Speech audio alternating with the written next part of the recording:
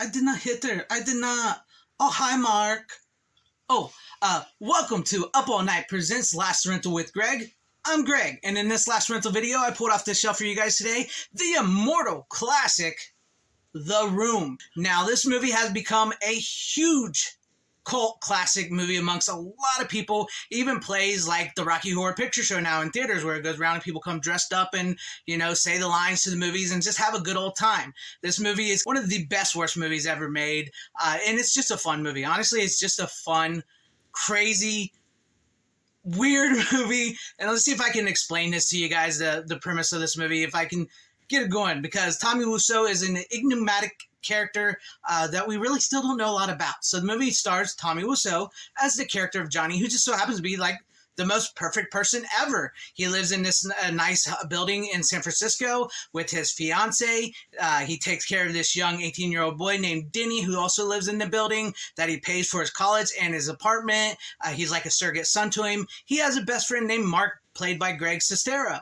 Life is good for Johnny, and he may even be getting a promotion to his job. However, Tommy Wiseau, his acting is something else. It's fun to watch. But anyways, he thinks he's got this perfect relationship with his fiance, played by Juliette Danielle, Lisa.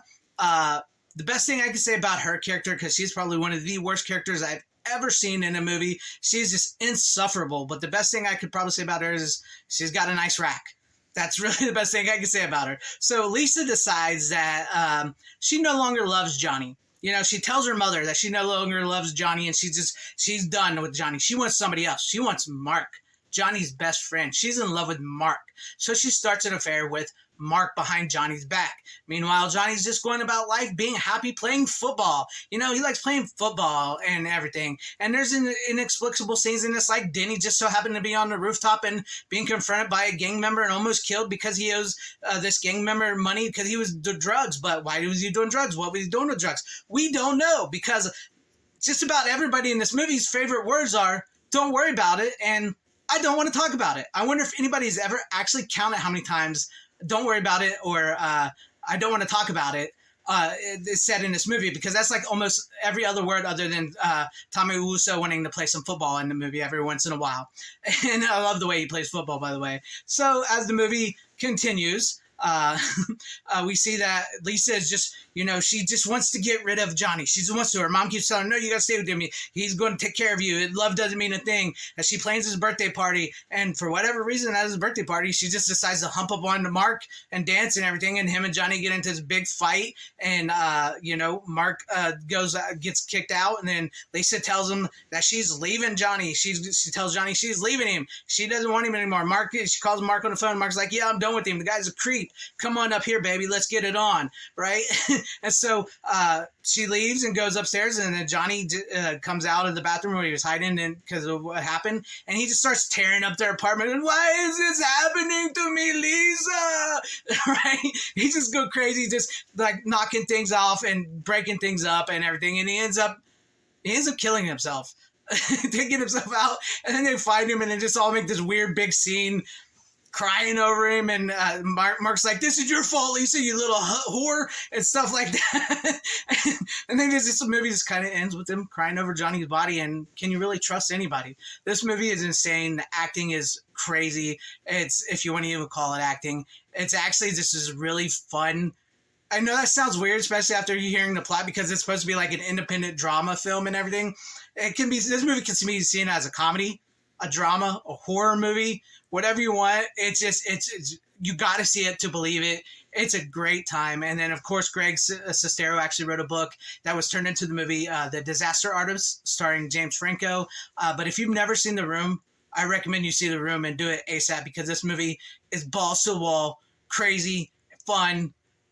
You'll have a blast just seeing Tommy Wiseau trying to act and everybody in this movie. It's a fun time. But there you guys have it. There is this video for the last rental. Let me know what you guys thought about this. And if you had a choice for your last rental, what would it be? If you're ever thinking about buying or renting, you come see me. You hear? Yeah, I'll come see you.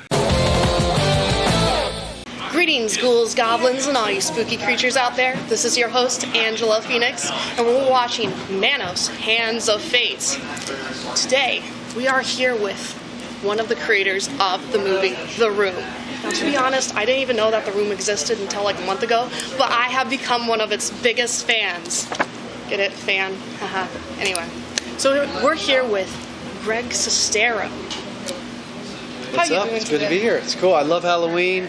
I guess you could kind of constitute The Room as a horror movie, no? Yeah, it was an experience, to be honest. Yes. So tell me, how you liking Tampa Bay and Ybor City? I love it. I was here for the GIF International Film Festival. We did Best Friends, a movie that Tommy and I worked on 15 years after making The Room. Great reception, really cool town. So it's great to be back.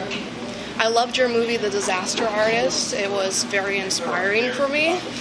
It was a lot of fun to watch and everything like that. Great. Yeah, no, when I wrote the book, I really thought that there was a good movie within the story. And I was really excited when James Franco and Seth Rogen reached out. James was reading the Disaster Artist book at the time. He had never seen The Room. And he thought this story really meant something to him. And so I always thought it would be cool, like someone like you, never heard of The Room. They watch The Disaster Artist and they're like, I gotta find out more. It belongs together. It really complements everything very well. So have you ever seen the movie Manos, Hands of Fate? So I've heard of it, and I've been in areas where they filmed, because I love desert horror thrillers. Yes. So I've not seen it, but I've heard a lot about it. Yes, it's quite interesting. It feels like you're watching someone's vacation footage, and then some very awkward acting, and cult leaders in strange costumes. I think I found what I'm going to be for Halloween. Now I need to watch it. Yeah, it's inspiring. Definitely. But the child, I'm not sure the master would approve, or the dog. The master doesn't like children. We only want to know where Valley Lodge is. Which way do we go? There's no place like that around here.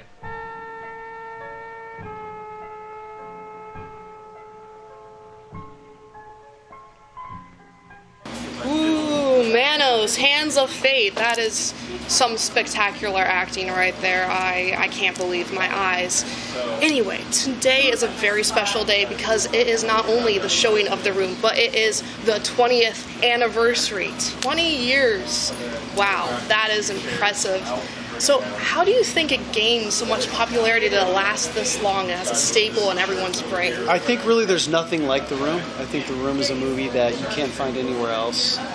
It was made during a time by someone who just sees the world totally different, and you could get, every big Hollywood screenwriter, director, and try to make something that has the uniqueness and craziness of The Room, and you couldn't really catch the authenticity. So it's a movie, it's more than a movie, it's an experience, and I think nowadays people want that, and it's just been something, the word of mouth has blown me away. I didn't think anybody would ever see The Room, which makes it even more incredible. Yeah, I especially agree with the point of it being an experience. It's not something to be watched alone for its merit and value like that. It's an experience to go out with friends and family, I guess, and go out and experience it yourself. But let's get back to this interesting movie, Manos, Hands of Fate.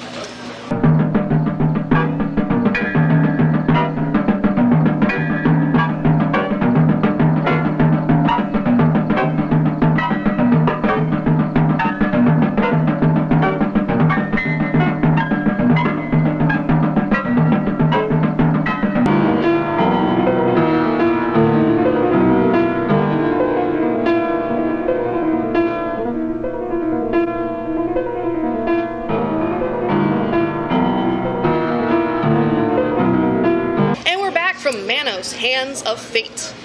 Now, I was scrolling through YouTube and I came across an interview of Tommy as the Joker.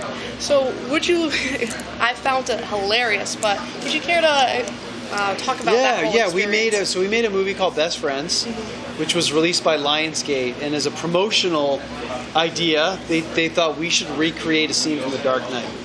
So I played Batman, Tommy played the Joker, and we shot a literally shot-for-shot remake of the Joker interrogation scene.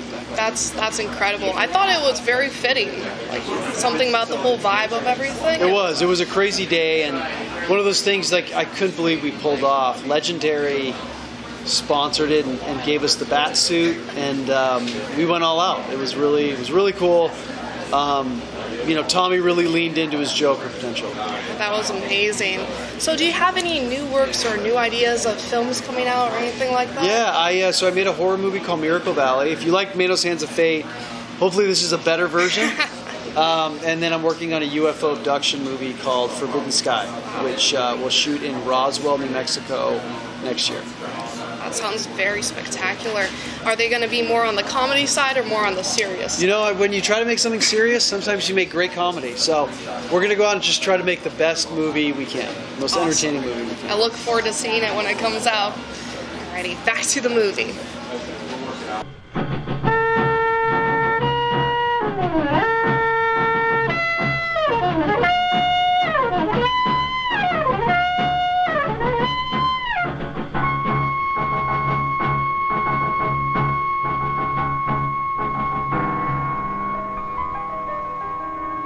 Wow, that was an experience. We were watching Manos, Hands of Fate. We're here with Greg Sestero from the 20th anniversary of The Room. Now, he's got to go and get ready for the crowd and all of his crazy fans out there. So it's been a pleasure speaking with you tonight. Yeah. Thank you so much, and I look forward to enjoying this whole experience again. Absolutely.